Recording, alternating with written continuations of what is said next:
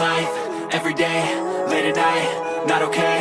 All I want, and I pray, all I need are some better days. Fuck me, I'm looking in the mirror, so foggy, but I've never seen clearer. I don't really think anyone can save me, and honestly...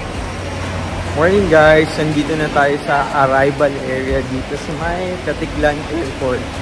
Everything, see you in the next life, have to be a better me. I don't think that my head's on straight, gotta flip it and grip it and go and get an x-ray. What's wrong with... Hi guys, welcome back sa channel, and for today's vlog, nandito na naman tayo sa Boracay Island. So guys, samahan nyo ako dahil mag-celebrate tayo ng birthday natin ngayon dito sa Boracay. So ayan guys, dito sa Boracay Airport, wala na ngayong sticker kapag magdi-DIY kayo or sasakay kayo ng tricycle. So diretso na kayo dun sa sakayan ng tricycle. So dun sa mga desk dun sa loob, ang makikita nyo na lang yung mga hotels and yung ibang travel agencies. So ayan guys, ayan yung Boracay Airport, tapos lalakad lang tayo papunta dito sa sakayan ng tricycle. Malapit lang siya, mga 2 to 3 minutes lang ng paglalakad. Ayan na, makikita nyo na agad, ayan yung mga tricycle para daan ng tricycle. Oh. So guys, ito yung bayaran ng tricycle. So magbabayad muna kayo dito bago kayo sumakay dito. So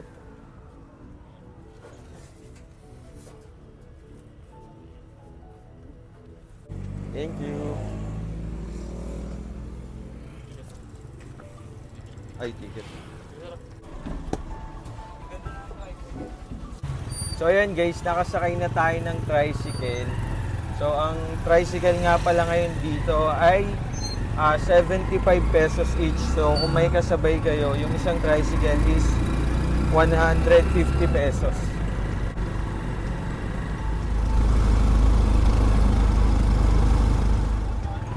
Thank you po. So, ayan guys, nakababa na tayo ng tricycle. So, andito tayo ngayon sa may Tabon Port. So, since sa Bagat season. So, sa kabilang port tayo, hindi tayo dun sa may Katiklan Jetty Port. Dito tayo sa Tabon Port dadaan ngayon. So, pila na tayo, guys.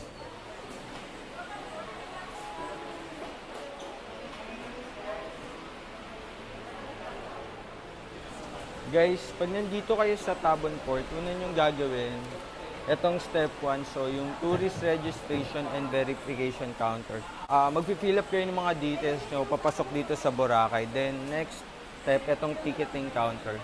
So ito yung mga babayaran natin.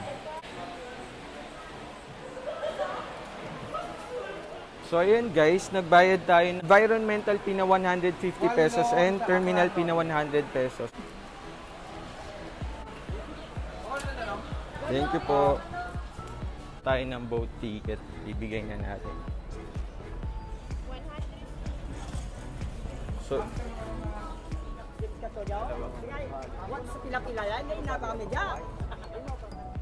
yan guys, nakuha na natin yung boat ticket natin. So, nagbayad nga pala tayo ng 100 pesos sa terminal fee, 150 pesos naman sa environmental fee, tapos sa boat fee naman natin is 50 pesos. So, all in all, nagbayad tayo ng 300 pesos. So, ayan, papunta na tayo dun sa ating boat. Yung MB Court seat number, tayo. Ayan. Tignan nyo guys, dito sa Tabon Port, bagong gawa tong pinaka-alley nila. Ayan o, under construction. So, magiging maganda na din dito. So yun guys, dito na nakapark yung mga boat. So hanapin lang natin yung boat na kung saan tayo naka-assign. So ito ay yung MB Court. Ayun, nakita ko na. So ayan guys, so marami dito, mga nakapark na sila. So sasakay na tayo. So ayan guys, nandito na tayo sa boat. So hihintay lang natin yung ibang mga pasahero. Then pupunta na tayo sa Boracay.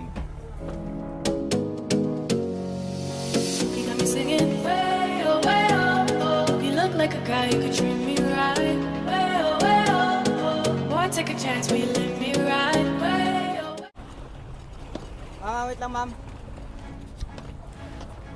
Wait lang. Guys, so ayan, nakababa na tayo ng boat. Nandito naman tayo sa Tambisaan Port. So ayan o. Grabe guys, ang saya, ang linaw ng tubig, ang ganda talaga dito sa Boracay. So dito tayo sa Tambisaan Port. Sasakay naman tayo ng tricycle papunta dun sa hotel natin.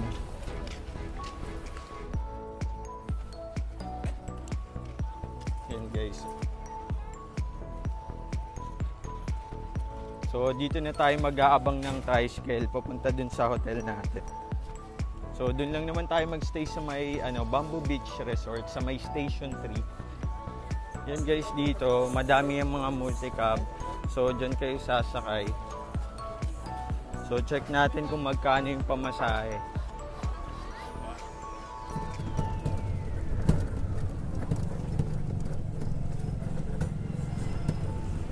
So ayan guys, nakasakay na tayo ng e-trike papunta dun sa hotel natin. So yung fare naman nito is 200 pesos from Tabon Port papunta dun sa destination nyo.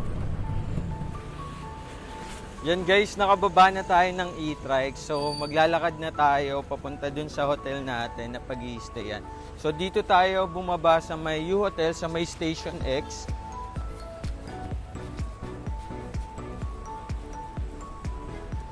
So pagbaba nyo dito guys, yung skinita na yan, dyan tayo dadaan papunta dun sa beachfront, sa Station 3, sa may Bamboo Beach Resort. Guys, alam nyo ba, napakaswerte natin kasi nung mga nakaraang araw, nag-uulan, tapos ngayon, ayan, maganda yung panahon ngayon. So, sana magpatuloy-tuloy at hindi na umulan. Although makikita natin dito medyo basa yung lupa. So, pasok umulan din kagabi, pero we're so blessed na maganda yung panahon ngayon. Guys, tignan nyo dito sa U-Hotel. Nakapag-vlog na din ako dito. So, yung weekend dinner buffet nila is only 799 net.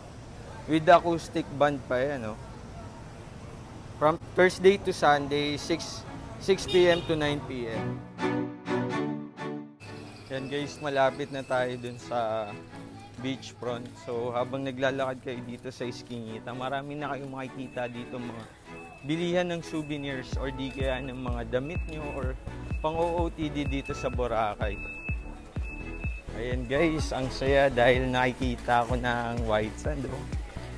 Grabe, nandito ulit tayo. Parang nung last May, nandito ulit tayo kaso lang hindi tayo medyo nakapag-vlog kasi medyo busy lang tayo. Pero ngayon, babawi ako sa inyo, so magbablog-vlog tayo. Guys, so nandito na tayo, 9 AM. Ayan o, ang daming tao sa White Beach. So yan, hindi talaga nagbabago yung Boracay. Napakaganda guys, so grabe. So naglalakad na tayo papunta dun sa accommodation natin. Dito lang yan sa may Station 3, Bamboo Beach Resort. I-room tour ko rin kayo dun para may idea kayo kapag mag-i-stay kayo dun sa Bamboo Beach Resort. So medyo naka-discount siya sa Agoda. So guys, pupunta tayo dun sa pinaka check-in area ng Bamboo Beach Resort. Actually, medyo maaga pa. Hopefully, bigyan tayo nila ng early check-in. Yan guys, so ganito yung itsura ng mga rooms niya. Hanggang level 4 lang yan. Tapos, very nature or malamig yung vibe dito since Bamboo Beach talaga yung motif nila. So, ito yung pinaka-lobby nila. So, tara mag-check-in na tayo.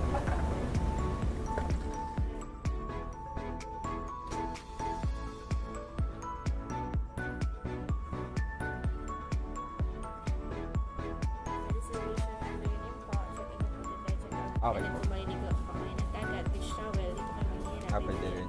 Okay po. Free of charge po siya. Yung pagtawas lang ng room ba or pinakas. Okay. And then later po sir, sa susi po sir, iwasan na po mawala kasi may charges po yan. 1,000 po. Optional Okay. po, pwede niyo po iwan dito. Okay. And may password po sir, if di po kayo makakonig sa isa, may another password. Okay. Thank you. Po muna kayo sir, Sige. para ko lang po yung room. Salamat. Yan guys, time check. It's already 9 AM and yung standard check-in ng Bamboo Beach Resort is 2 p.m. So, good thing, pinayagan nila tayo mag-early check-in. So, napakabait nila kasi biruin mo, 10, 11, 12, 1, 2. So, 5 hours pa. So, binigay na nila yun sa atin as complimentary. So, nakakatuwa. So, we're just waiting for our room to be ready. Then, punta na tayo sa ating kwarto. Then, i-room tour ko naman kayo. Ayun guys, nandito na tayo sa ating room dito sa may Bamboo Beach Resort. So, ipapakita ko sa inyo yung nabook natin sa Agoda. So, ito siya. So guys, bali ito yung ating room. So, makikita nyo, medyo malaki siya and maganda. Napakalinis guys. Ayun yung first impression ko. So, unang-una, pagpasok nyo, ito yung ating closet. So, yan yung mga lagayan ng gamit natin. Yan, may vault din siya. So, kapag mayroon kayong mga importanteng bagay na kailangan itago, tapos yan, hangers. So, kung isasampay o papatuyin nyo yung mga damit nyo. So, dito naman sa right side, so, ito yung door ng comfort room. Tapos, ito meron dyang, dalawang chair and may table. So, pwede kayong mag-coffee dyan or habang nagpapahinga kayo bago kayo matulog.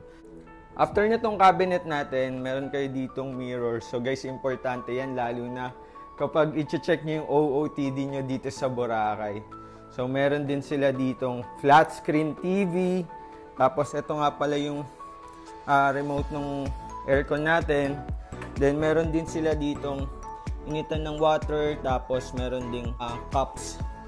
And syempre may mini ref din. So pwede naman kayong bumili outside then palamigin nyo dito yung mga drinks nyo. So guys, ito naman yung kanilang bed. So, ayan guys, napakaganda and tingnan nyo naman, napakalambot. Sobrang komportable siya and okay na okay to lalo na pag galing ka or pagod ka galing beach. Masarap magpahinga dito sa Bamboo Beach Resort. So, meron din siyang balcony. Ayan guys, so normally, sa mga hotel dito sa Boracay, wala ng balcony. Pero dito sa Bamboo Beach Resort, makikita nyo guys, oh. Meron pa rin balcony dito. So, overlooking siya nitong full resort. Yan. So, makikita nyo, ayun dun tayo pumapasok. So, dun guys, beachfront na yon. So, ito nga pala yung itsura ng Bamboo Beach Resort. So, masarap dito, very comfortable and homey naman yung feeling. Tapos, mahangin. Kaya, ako, 3 beses na ata ako nakapag-stay dito kasi medyo komportable ako mag-stay dito sa Bamboo Beach Resort. So, guys, ito naman yung kanilang comfort room. So, makikita nyo, pagpasok nyo guys, ito yung kanilang sink area. Then, ayan, meron ditong salamin. Then ito, yung toilet natin and yung bath. So, ayan, may panarap pa yan para sure na hindi lumalabas o maampias yung mga water pag naliligo kayo.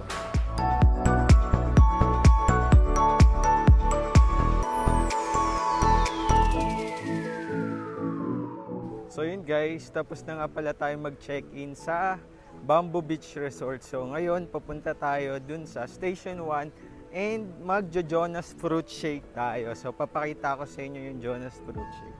So, every time pumupunta ako sa Boracay, lagi akong nagjo-Jonas Fruit Shake kasi dahil nga mainit dito, masarap talagang uminom ng cold shake. So, tara guys, samahan nyo ako.